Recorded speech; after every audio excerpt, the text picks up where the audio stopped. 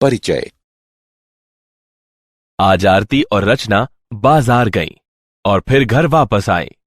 आरती ने पंखे और बल्ब का स्विच ऑन किया। पंखा धीरे चल रहा था तो आरती ने पंखे के रेगुलेटर को तेज रफ्तार पर कर दिया। रचना ने आरती से पूछा, तुमने सिर्फ रेगुलेटर को घुमाया तो पंखे की रफ्तार कैसे बढ़ गई? ये कैसे काम करता है? आरती ने जवाब दिया कि पंखे का रेगुलेटर एक चर प्रतिरोधक की तरह काम करता है। शुरुआती स्थितियों में प्रतिरोध उच्च होता है और पंखे की गति कम होती है, लेकिन जब रेगुलेटर घुमाया जाता है तो इसका प्रतिरोध घटकर इसके न्यूनतम मान पर हो जाता है और इस प्रकार पंखे की गति उच्चतम हो जाती है। इसका अर्थ है कि प्रतिरोधक का घटता है तो विद्युत धारा का मान बढ़ता है। छात्रों, आज हम विद्युत धारा के बारे में और अधिक पढ़ेंगे। उद्देश्य। इस पाठ के अंत में आप निम्न करने में सक्षम हो जाएंगे: विद्युत धारा को परिभाषित करना, चालकों में विद्युत धारा को समझना, ओम का नियम परिभाषित करना, प्रतिरोधकता की गणना करना, ओम के नियम की सीमाएं जानना, विभिन्न पदार्थों की प्रतिरोधकता का निर्धारण करना, प्रतिरोध की ताप निर्भरता का मूल्यांकन करना, विद्युत ऊर्जा और शक्ति को परिभाषित करना, प्रतिरोधकों के युग्म का मूल्यांकन करना, सेल और इसके संयोजनों को समझना, किरचॉफ नियम को बताना, व्हीटस्टोन सेतु, मीटर सेतु और पोटेंशियोमीटर को परिभाषित करना।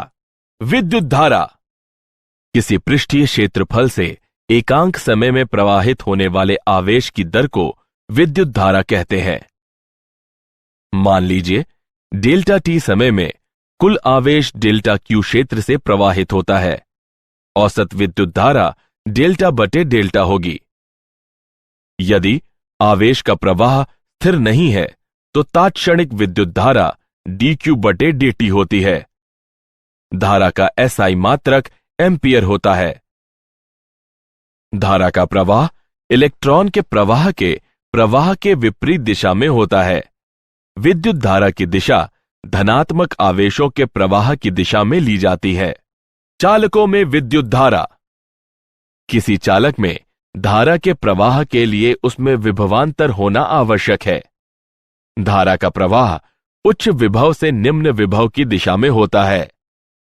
जब एक बैटरी किसी चालक के सिरों से जोड़ी जाती है तो बैटरी के टर्मिनल से जुड़े सिरों से प्रारंभ होकर चालक पर विपरीत चिन्ह का पृष्ठीय आवेश बनने लगता है। यह पृष्ठीय आवेश विद्युत क्षेत्र का निर्माण करते हैं। यह विद्युत क्षेत्र इलेक्ट्रॉन के विद्युत क्षेत्र के विपरीत दिशा में गति करने का कारण होता है। संघटन के कारण इलेक्ट्रॉन चालक में धीमी गति से प्रवाहित होते हैं और उनके औसत वेग को अपवाह वेग Vd कहते हैं। इलेक्ट्रॉन के इस निर्देशित प्रवाह से धारा का निर्माण होता है। ओम का नियम। ओम के नियम के अनुसार किसी चालक धातु का विभवांतर उसमें प्रवाहित विद्युत धारा के अनुक्रमानुपाती होता है या V बराबर IR, जहां अनुपातिकता स्थिरांक R को चालक पदार्थ की प्रतिरोधकता कहते हैं। प्रतिरोधकता का SI मात्रक ओम होता है। कोई भी विद्युत यंत्र जो विद्युत धारा के प्रवाह का एक निश्चित मात्रा में प्रतिरोध करे तो उसे प्रतिरोधक कहते हैं। हम प्रतिरोध को इस चिन्ह द्वारा व्यक्त करते हैं।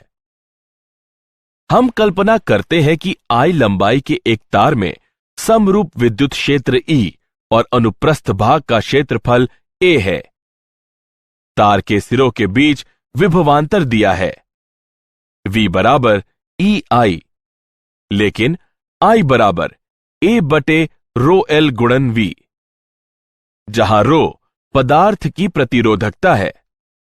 उपरोक्त समीकरण में I का मान रखिए, हमें प्रतिरोधकता का मान प्राप्त होता है जो कि रो L बटे A बराबर है। हम यह निष्कर्ष निकालते हैं कि किसी तार का प्रतिरोध उसकी लंबाई के समानुपाती और अनुप्रस्थ काट क्षेत्रफल के व्युक्त क्रमानुपाती होता है। इलेक्ट्रॉन का अपवाह और प्रतिरोधकता का उद्गम। जब विद्युत क्षेत्र प्रयुक्त नहीं होता है तो इलेक्ट्रॉनों की यादृच्छिक तापीय वेग किसी भी दिशा में नेट धारा नहीं उत्पन्न करते। जब विद्युत क्षेत्र प्रयुक्त होता है तो प्रत्येक इलेक्ट्रॉन विद्युत क्षेत्र की दिशा के विपरीत त्वरण महसूस करता है। ए बराबर ऋण E/m। एक काल अंतराल डेल्टा टी विद्युत क्षेत्र के कारण इलेक्ट्रॉन के वेग में परिवर्तन ई त्वरण और काल अंतराल के गुणन के बराबर होता है। यदि टाउ संघटकों के बीच औसत समय है, इलेक्ट्रॉन का औसत अपवाह वेग त्वरण और टाउ के गुणन के बराबर होता है। मात्रा टाउ को विश्रांति काल कहते हैं। यह निकाय को संघटक द्वारा साम्य ताप की अवस्था में वापस आने में लगा समय की मात्रा के बराबर होता है। धारा घनत्व को निम्न प्रकार व्यक्त किया जाता है। J बराबर ऋण NeVd। उपरोक्त समीकरण में Vd का मान रखने पर हमें प्राप्त हुआ J बराबर Ne वर्ग टाउ बटे m गुणन E। अतः पदार्थ की चालकता है सिग्मा बराबर Ne वर्ग टाउ बटे m और पदार्थ की प्रतिरोधकता है रो बराबर m बटे n गुणन E वर्ग टाउ। गतिशीलता किसी चालक पदार्थ में गतिशील आवेश वाहक की गतिशीलता प्रति विद्युत क्षेत्र अपवाह वेग के परिणाम के रूप में परिभाषित होता है। गतिशीलता म्यू बराबर Vd बटे E, जो कि E टाउ बटे m के बराबर होता है। ओम के नियम की सीमाएं। हालांकि ओम का नियम बहुत से पदार्थों के लिए सत्य पाया गया है, फिर भी विद्युत परिपथ में प्रयुक्त ऐसे कई पदार्थ और यंत्र हैं जिनमें V और I में समानुपातिकता नहीं होती। विचलन निम्न प्रकार के होते हैं। V और I के बीच संबंध चिन्ह V पर निर्भर करता है। V के परिमाण को स्थिर रख उसकी दिशा उलट देने पर उसी परिमाण की धारा उत्पन्न नहीं करता, जैसा कि I विपरीत दिशा में करता है। V I के समानुपाती नहीं रह जाता। समान धारा V के लिए I के एक से अधिक मान होते हैं। इस तरह का व्यवहार करने वाला एक पदार्थ गैलियम आर्सेनाइड है। विभिन्न पदार्थों की प्रतिरोधकता। प्रतिरोधकता पदार्थों का नैसर्गिक गुण होता है। चालकों जैसे तांबा में निम्न प्रतिरोधकता होती है। अर्धचालक पदार्थों जैसे जर्मेनियम में प्रतिरोधकता चालक और कुचालक के बीच की होती है। विद्युतरोधी जैसे रबर में उच्च प्रतिरोधकता होती है। वर्ण कोड प्रतिरोधक की प्रतिरोधकता को दर्शाने के लिए वर्ण कोड की पद्धति का प्रयोग किया जाता है। प्रतिरोधक के चारों तरफ उनके विशेष महत्व वाली रंगों की एक पट्टी बिछा दी जाती है। आइए एक उदाहरण लें।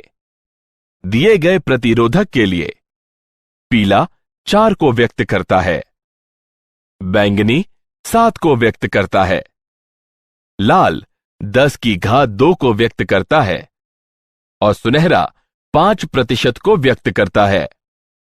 उपरोक्त आंकड़ों को एकत्रित करने पर दिए गए प्रतिरोध की कुल प्रतिरोधकता 5% सहत मान के साथ 47 गुणन 10 की घात 2 होगी।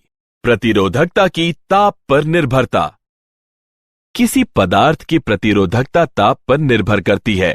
ताप और प्रतिरोधकता का अंतर संबंध निम्न प्रकार व्यक्त किया जाता है, जहां रो और रो नॉट क्रमशः T और T नॉट ताप पर प्रतिरोधकताएं हैं। अल्फा को प्रतिरोधकता ताप गुणांक कहते हैं। धातुओं में ताप में वृद्धि के साथ ही प्रतिरोधकता में वृद्धि होती है और अल्फा का मान धनात्मक होता है। मिश्र धातुओं में प्रतिरोधकता बहुत अधिक होती है, लेकिन ताप निर्भरता क्षीण होती है। मिश्र धातु में पूर्ण शून्य ताप पर भी अवशेष प्रतिरोधकता होती है, जबकि शुद्ध धातु में पूर्ण शून्य ताप पर उपेक्षणीय अति न्यून प्रतिरोधकता होती है। अर्धचालकों में ताप में वृद्धि होने पर प्रतिरोधकता कम होती है और अल्फा ऋणात्मक होता है। विद्युत ऊर्जा और शक्ति। कल्पना कीजिए कि एक परिपथ में धारा I है और उसके दो सिरों A और B के बीच विभवांतर V है। काल अंतराल डेल्टा T में आवेश की एक मात्रा डेल्टा Q बराबर I डेल्टा T परिपथ के बिंदु A से B बिंदु की ओर चलती है और विद्युत क्षेत्र द्वारा किया गया कार्य है। जिस दर से विद्युत ऊर्जा किसी परिपथ के एक भाग में प्रवेश करती है उसे विद्युत शक्ति निवेश कहते हैं। शक्ति का SI मात्रक वॉट होता है। प्रतिरोधक में क्षयित शक्ति। जब किसी प्रतिरोधक में विभवांतर V उपस्थित हो, प्रतिरोधक के मुक्त इलेक्ट्रॉन में विद्युत क्षेत्र द्वारा त्वरण उत्पन्न किया जाता है और उनमें गतिज ऊर्जा का संचार होता है। ये इलेक्ट्रॉन प्रतिरोधक पदार्थ के परमाणुओं से संघटन करने पर उन्हें अपनी गतिज ऊर्जा का एक अंश प्रदान करते हैं। प्रतिरोधक में ऊर्जा का यह स्थानांतरण प्रतिरोधक के ताप में वृद्धि कर देता है।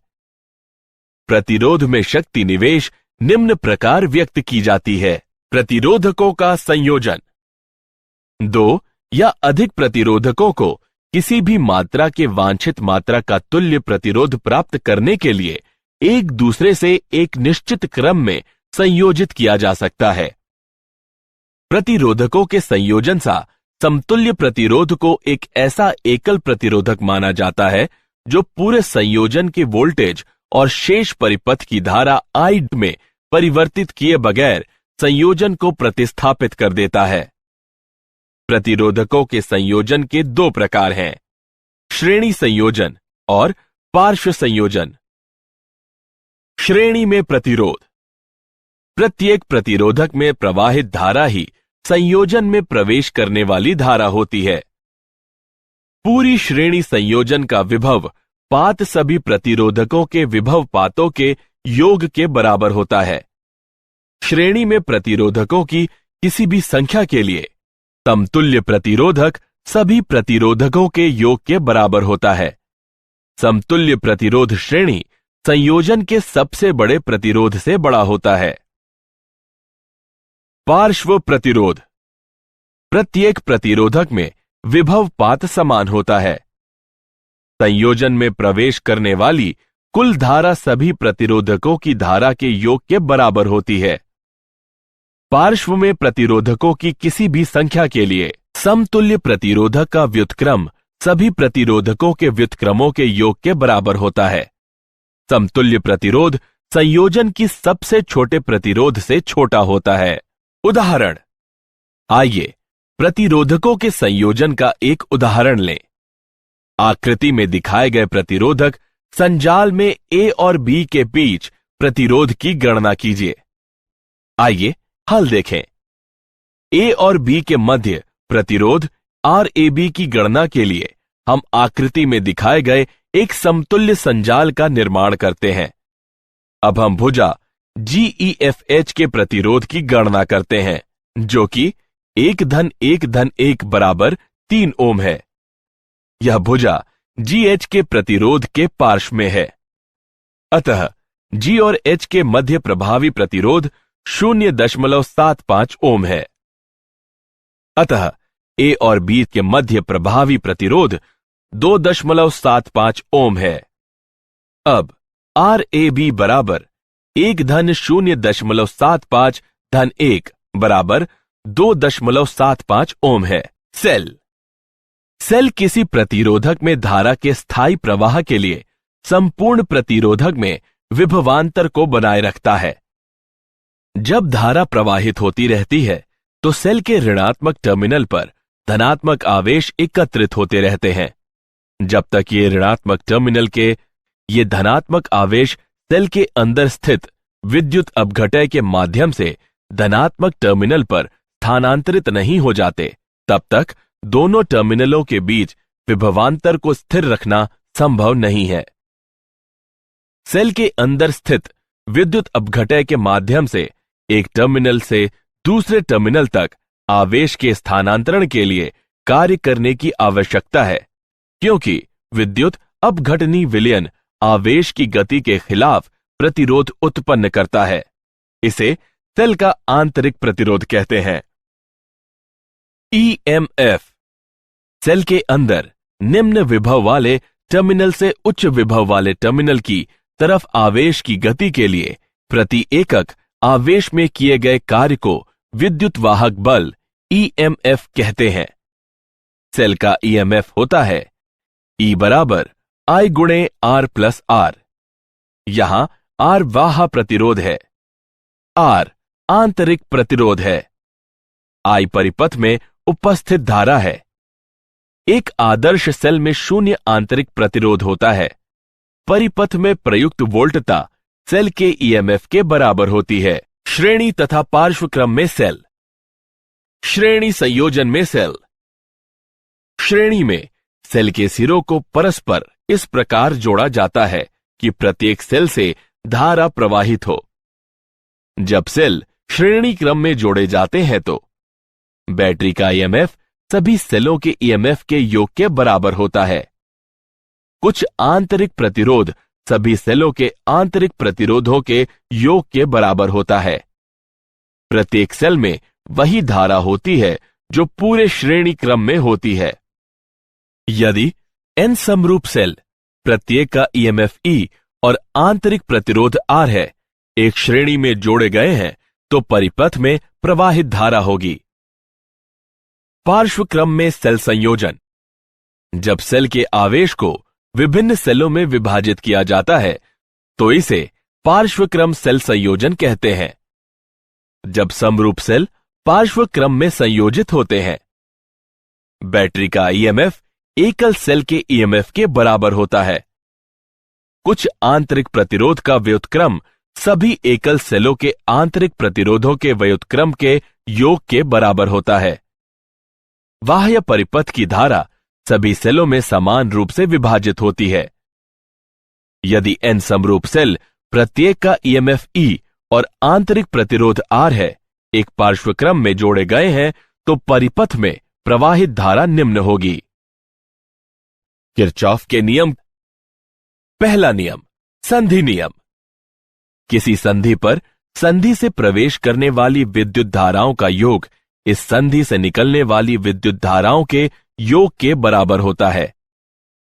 संधि में प्रवेश करने वाली या निकलने वाली विद्युत धाराओं का बीजगणितीय योग 0 होता है। दूसरा नियम, पाश नियम। प्रतिरोधकों तथा सेलों से सम्मिलित किसी बंद पाश के चारों ओर विभव में परिवर्तनों का बीजगणितीय योग 0 होता है। व्हीटस्टोन सेतु। व्हीटस्टोन सेतु एक यंत्र है जिसका प्रयोग अज्ञात प्रतिरोध के मापन के लिए किया जा सकता है। इसमें एक बैटरी, एक गैल्वेनोमीटर तथा 4 प्रतिरोधकों का नेटवर्क होता है। धारा I संधि A से प्रवेश करती है, जहां यह धारा I1 और I2 धारा में विभाजित हो जाती है। गैल्वेनोमीटर संधि C और D के मध्य सेतु का निर्माण करता है। प्रतिरोधों का मान व्यवस्थित करके गैल्वेनोमीटर में धारा का मान 0 कर दिया जाता है, जो 0 विक्षेप द्वारा इंगित होता है। इस स्थिति में सेतु को संतुलित कहते हैं। संतुलन सेतु के लिए शर्त है। व्हीटस्टोन सेतु उस स्थिति में सर्वाधिक संवेदनशील होता है जब प्रतिरोध R1 और R2 के परिमाण की कोटि समान हो। मीटर सेतु। मीटर सेतु व्हीटस्टोन सेतु की एक प्रायोगिक युक्ति है। यह यंत्र 1 मीटर लंबे एक समान अनुप्रस्थ काट क्षेत्रफल वाले तार से निर्मित होता है, जिसे 2 टर्मिनलों A और C के बीच एक लकड़ी की पट्टी पर एक समानांतर मीटर स्केल, जो तार के किसी भी भाग की लंबाई माप सकती है, के साथ कस दिया जाता है। हम सेल को पूरे तार, जिसकी लंबाई AC है, से जोड़ देते हैं। गैल्वेनोमीटर का एक सिरा रिक्तियों के मध्य बीचों बीच बिंदु D पर तांबे की पट्टिका से जुड़ा रहता है और दूसरा सिरा एक जॉकी से जुड़ा होता है, जिसे तार के किसी भी वांछित बिंदु से जोड़ा जा सकता है। एक प्रतिरोध बॉक्स R रिक्ति G1 से जुड़ा होता है और अज्ञात प्रतिरोध S रिक्ति G2 से जुड़ा होता है। संतुलन की अवस्था में हम पाते हैं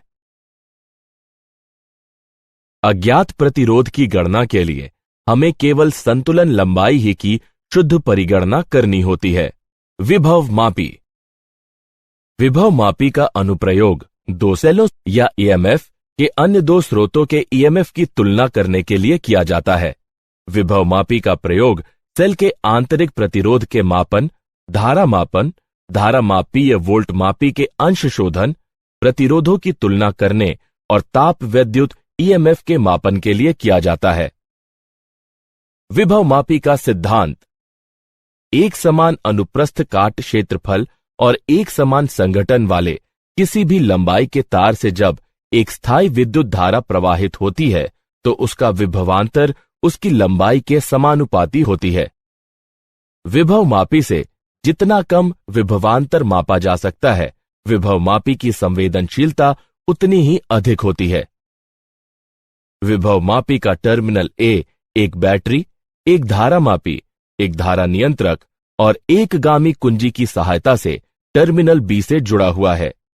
दिए गए सेल का धनात्मक टर्मिनल, जिसकी आंतरिक प्रतिरोधकता ज्ञात करनी है, विभव मापी के टर्मिनल A से जुड़ा हुआ है और ऋणात्मक टर्मिनल एक गैल्वेनोमीटर G और प्रतिरोध बॉक्स के माध्यम से सर्पी संपर्क S से जुड़ा हुआ है।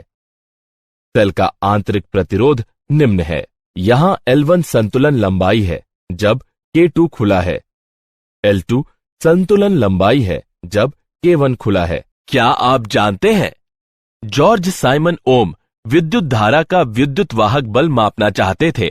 उन्होंने पाया कि कुछ चालक अन्य से बेहतर कार्य करते हैं और उन्होंने उनके अंतर का निर्धारण किया। उन्होंने कुछ समय तक ओम के नियम की घोषणा के लिए प्रतीक्षा की, क्योंकि उनके मित्रों को उनका सिद्धांत स्वीकार नहीं था। प्रतिरोध का मात्रक उन्हीं के नाम पर रखा गया है। तड़ित वायुमंडल में विद्युत का प्रक्षेपण होता है। तड़ित विद्युत करीब 2,10,000 किलोमीटर प्रति घंटा की दूरी तय कर सकती है और इसका ताप 30,000 डिग्री सेल्सियस तक पहुंच जाता है। किसी अन्य अवयव जैसे कोई प्रकाश उत्सर्जी डायोड के साथ श्रेणी क्रम में रखी प्रतिरोधक धारा को सुरक्षित मान तक घटा देता है। बैटरी विस्फोट बैटरी के दुरुपयोग या खराबी के कारण होता है, जैसे कि रिचार्ज न होने वाली बैटरी को रिचार्ज करना या बैटरी में शॉर्ट सर्किट हो जाना। कार की बैटरियों में जब शॉर्ट सर्किट से अत्यधिक विद्युत धारा उत्पन्न हो जाती है तो उनके विस्फोट की ज्यादा संभावना होती है। सारांश।